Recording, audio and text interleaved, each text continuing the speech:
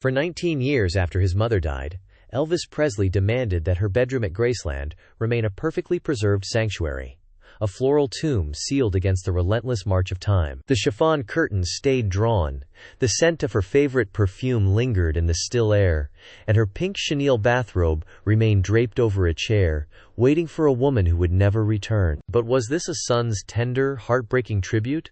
Or the sacred ground where a king began the long, slow process of his own abdication, sacrificing his future at the altar of a ghost? The year was 1958. The world knew Elvis as the atomic-powered kid from Tupelo, the boy who had fused country heartache with the city's rhythm and blues to create a shockwave that cracked the foundation of popular culture. He was a phenomenon, a force of nature with a sneer and a swivel that made the old world tremble. He had everything: money, fame, the adoration of millions. And then, on August 14th, in the suffocating heat of a Memphis summer, he lost the only thing that had ever truly anchored him to the earth. Gladys Love Presley was more than his mother. She was his mirror, his first audience, his twin soul. They had their own private language, a babble of baby talk and inside jokes that baffled and excluded everyone else. He was the center of her universe, and she, in turn, was the sun that warmed his. Her approval was the currency he craved above all others. More than gold records, more than the screams of 1,000 teenage girls. When the army drafted him, shipping him thousands of miles away to Germany, the distance was a physical torment. Then came the news: a sudden illness, hepatitis. Her body, already weary, simply gave out. He was 23 years old, and he was shattered. At her funeral, he threw himself over her casket, weeping, crying out her name, begging her not to leave him alone in the wilderness of his own fame. His grief was a terrifying, bottomless thing. It was a wound that would never scar over. Instead, it would fester, hidden beneath the flashbulbs and the gold lame suits. And so, he made a decree. Back at Graceland, the sprawling mansion he had bought for her, the symbol of his success and his love, her room was to be sealed. Not just closed, but consecrated. Her clothes were to hang in the closet, her makeup to sit on the vanity, her bed to remain perfectly made, as if she had just stepped out for a moment. It was not a memorial. It was a waiting room. The Memphis Mafia, his loyal entourage of friends and family, understood the rule without it ever needing to be spoken aloud. That wing of the house became a silent, forbidden territory. To even walk too loudly in the upstairs hallway felt like a sacrilege. They saw the pain in their friend's eyes, the hollow space that nothing could fill, and they respected the invisible barrier he had erected around his heart, a barrier that had a physical counterpart in a single, locked door. This was his secret chapel. But as the months bled into years, the tribute began to warp, to twist into something else. The stillness of the room became a living presence in the house. It was an anchor, yes, but anchors can also drag a ship to the bottom of the sea. The sealed room was not just a symbol of his grief, it was the engine of it, a place where his sorrow was kept in a state of perfect, unending preservation, just like the bottles of perfume on the vanity. He refused to let her die. He refused to let the memory fade. And in doing so, he stopped a part of himself from ever moving forward. Then came Priscilla, a child, really, when he met her in Germany. 14 years old, she was a doll-like figure, a piece of clay he could mold. He brought her to Graceland, installing her in his kingdom. But she soon learned that she was not the only queen in this castle. There was another, a silent one, whose reign was absolute and eternal. The ghost of Gladys Presley was everywhere. It was in the way Elvis spoke. He would tell Priscilla how to dress, how to wear her hair, dyed jet black, piled high, how to apply her makeup with a heavier hand. He was not creating his ideal woman. He was clumsily, desperately, trying to recreate his mother. He was searching for Gladys's face in Priscilla's, for Gladys's unconditional adoration in a young girl's innocent eyes. The king of rock and roll, the man who could have any woman he wanted, was chasing a ghost down the hallways of his own home. The sealed room was the epicenter of this haunting. Priscilla was forbidden from entering, a stark reminder that there was a part of her husband's heart she could never, ever touch. But Elvis would go there. In the dead of night, when the house was asleep and the ghosts of the day were quiet, he would unlock the door and slip inside. His cousin, Billy Smith, would later recount seeing him. He wouldn't turn on the lights. He would just sit on the edge of her bed, in the oppressive darkness, and he would talk to her. He would tell her about his day, about the pressures of his career, about the loneliness that gnawed at him, even when surrounded by 100 people. He would ask for her advice. He would cry. He was not praying to a memory. He was conversing with a presence he absolutely believed was still there, trapped with him inside the walls of Graceland. The room wasn't empty at all. It was the most crowded place in the house. This nightly ritual was more than just a coping mechanism. It was a symptom of a psychological fracture. The umbilical cord had never been cut.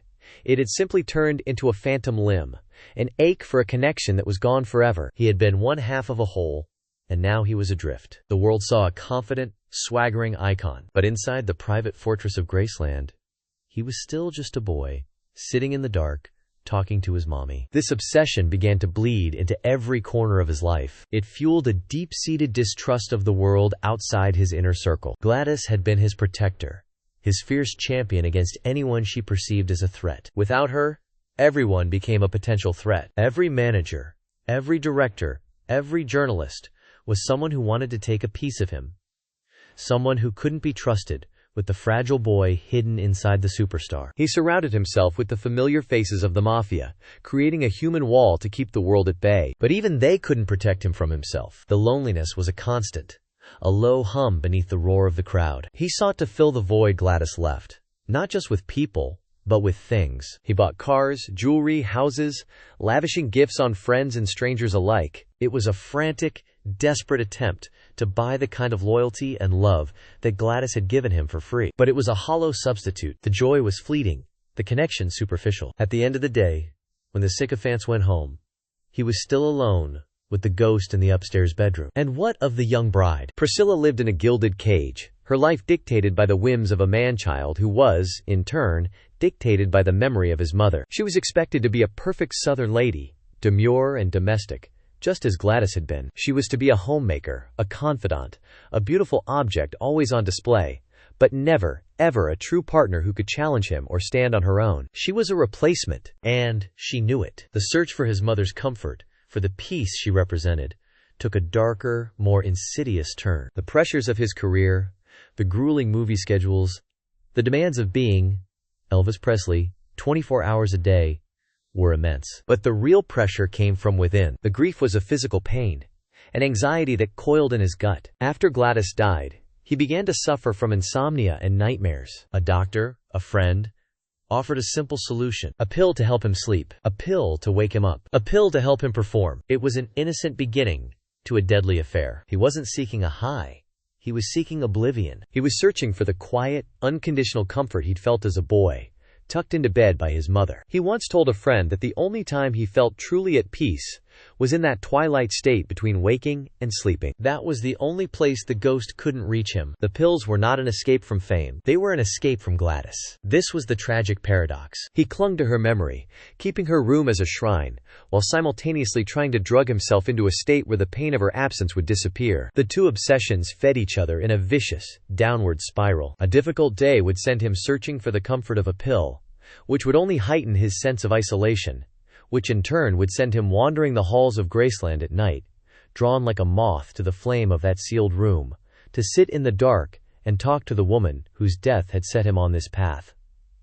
Then came Anne Margaret. On the set of Viva Las Vegas in 1963, he found something different. She wasn't a doll to be molded. She was fire, a female version of himself. She matched his energy, his passion, his love for the stage. For a brief, incandescent moment, it seemed he had found a true equal, someone who understood the whirlwind he lived in, someone who could perhaps pull him out of the past and into the present. He called her his soulmate. Their connection was immediate and intense. They were two sides of the same coin. He saw in her a vibrant life force that was a world away from the silent, funereal atmosphere of Graceland. With her, he could almost forget the ghost waiting for him back in Memphis. He could almost be just a man, not a king, not a grieving son. It was a dangerous, exhilarating affair, a flash of lightning that threatened to burn down the carefully constructed world he had built. But the ghost had a long reach. The pressure from his manager, Colonel Tom Parker, and from his own deeply ingrained sense of Southern duty was immense.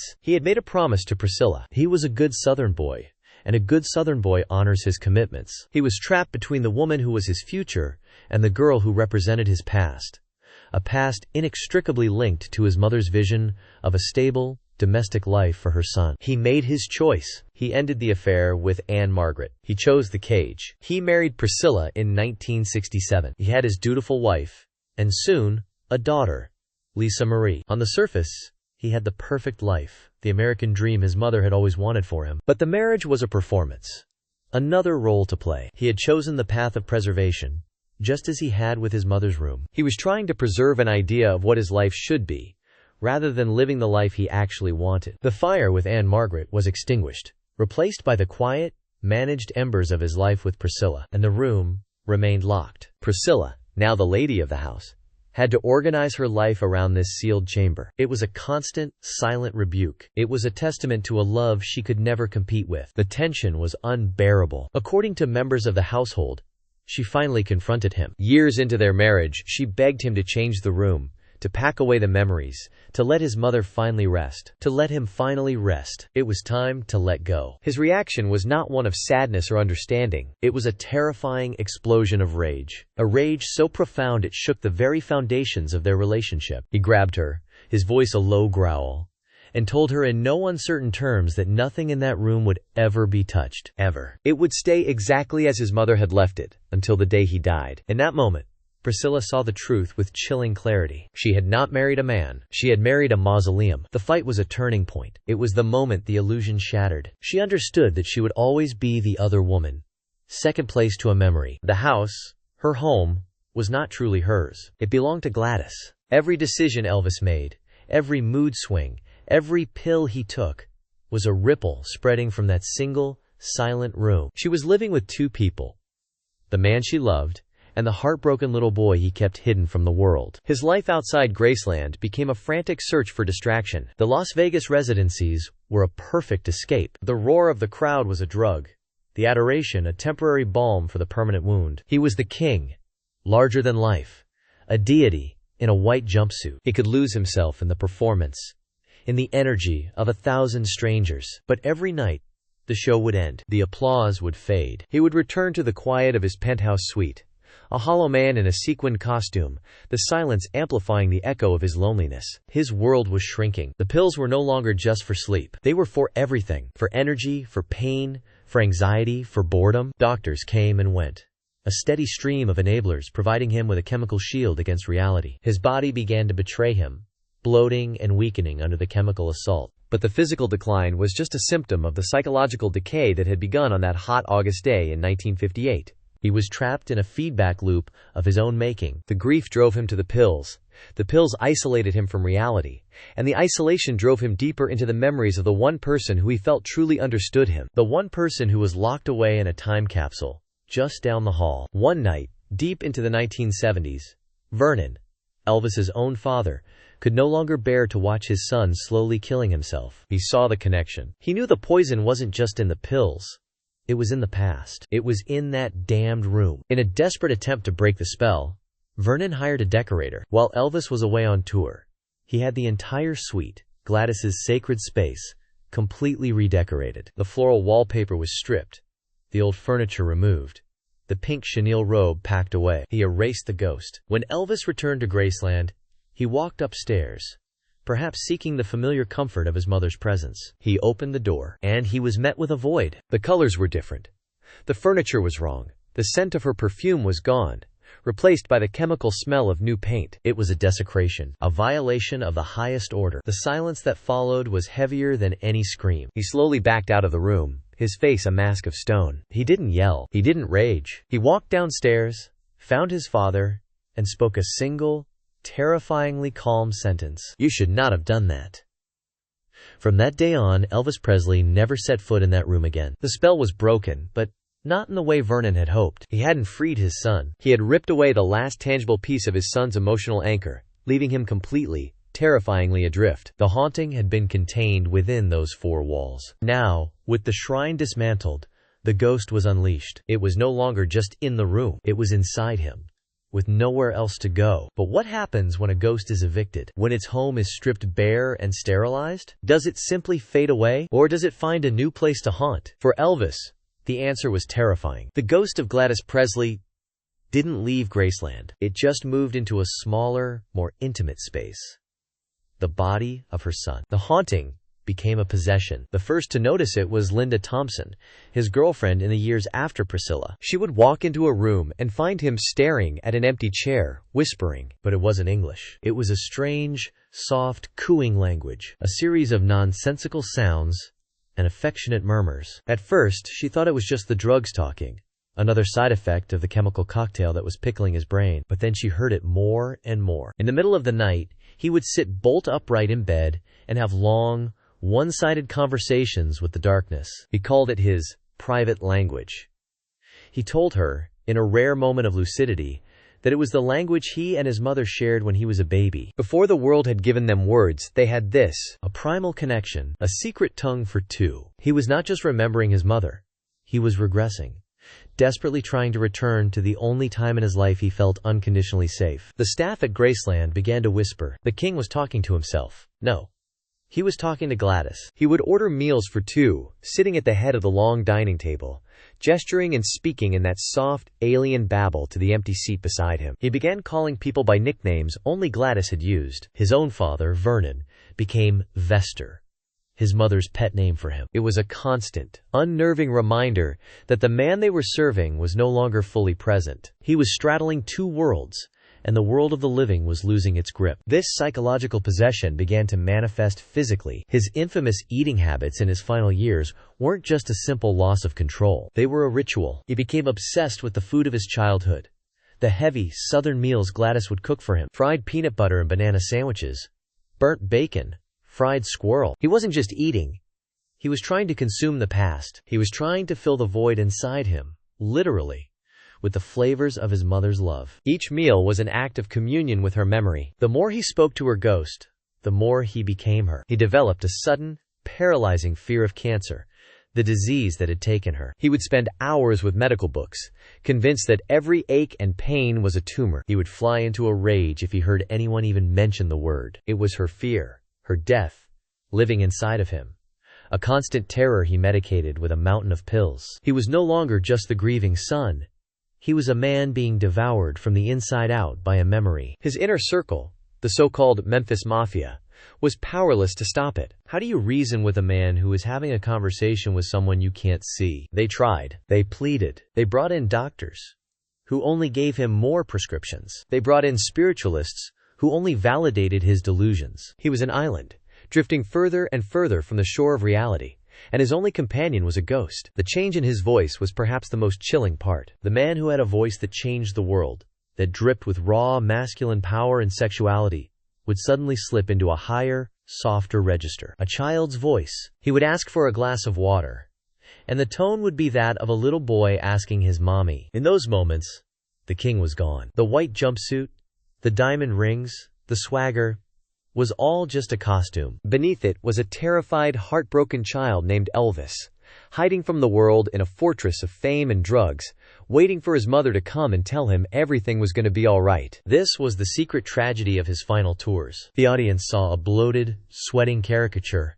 forgetting his lines, slurring his words. They thought they were watching a rock star burn out, but they were witnessing something far stranger and far sadder. They were watching a public exorcism. Each song wasn't for them. It was for her. When he sang, "Are You Lonesome Tonight?" his voice cracking with emotion, he wasn't singing to a former lover. He was asking his mother. When he reached for a fan's scarf, it wasn't just showmanship. It was a desperate reach for human connection, a fleeting substitute for the one touch he could never feel again. The stage was the only place his two worlds could coexist. The king of rock and roll and the lost little boy. But even that was beginning to crumble. The two halves were tearing him apart. He would leave the roar of the crowd and return to the suffocating silence of his room, where the only applause came from a ghost only he could hear. And he was getting tired, so very tired of the performance. But the performance was more complex and more crowded than anyone ever knew. We know he was talking to Gladys. But what if the voice answering back in the silence of his mind wasn't his mother's at all? What if there was another presence at Graceland? A ghost that had been with him since the moment he first drew breath? His twin brother, Jesse Garon, stillborn, the first great tragedy of Elvis's life, before he even knew what life was. Suddenly, the private language takes on a chilling new meaning. Was it a language he shared with his mother? Or was it something far more primal? A pre-verbal twin speak, an echo from the womb he shared with the brother he never met. This wasn't just grief for a parent. This was survivor's guilt on a cosmic scale. He told close friends that when he sang,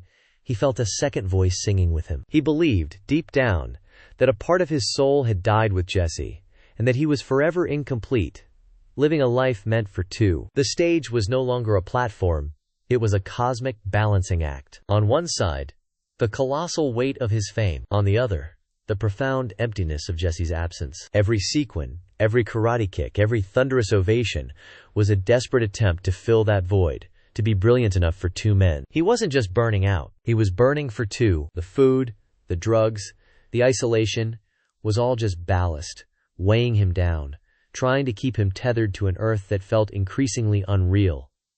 A world where he was impossibly, unbearably alone. The two spirits haunting Graceland's halls began their final, silent tug-of-war. Gladys pulled him back, into the safety of memory, the warm, smothering embrace of childhood. Jesse pulled him forward, into the silent mystery of the unknown, the promise of peace, of completion. Was the babble he spoke to the empty chairs his mother's language? Or the secret twin speak from before birth? Perhaps, in the end, it was both. A fractured prayer to the two souls that bracketed his own, one at the beginning, one at the end. On August 16, 1977, the performance was over. There was no roaring crowd, no flashing lights, only the profound, suffocating silence of a Graceland morning. In those last, quiet moments on the floor of his sanctuary, we believe the voices finally stopped pulling him apart. They unified. They called him home. This wasn't the tragic, pathetic end of a rock star. It was a release. The survivor's debt was finally paid. The lonely half was finally going to be made whole. The world heard the news. Elvis has died. But perhaps that's not the whole truth. Perhaps, for the first time since that cold January morning in Tupelo, Elvis was finally complete, reunited with the silent voice that sang with him from the other side, and the mother who was waiting to welcome both her boys home. The king is gone, but the story, in all its love, tragedy, and haunting mystery, is forever. There are countless stories about the king, but the most powerful ones are hidden between the lines of history and the notes of his songs. To explore more of the untold truths and haunting legends of the man behind the music, join our community. Subscribe to forever_Elvis_stories and help us keep the story alive.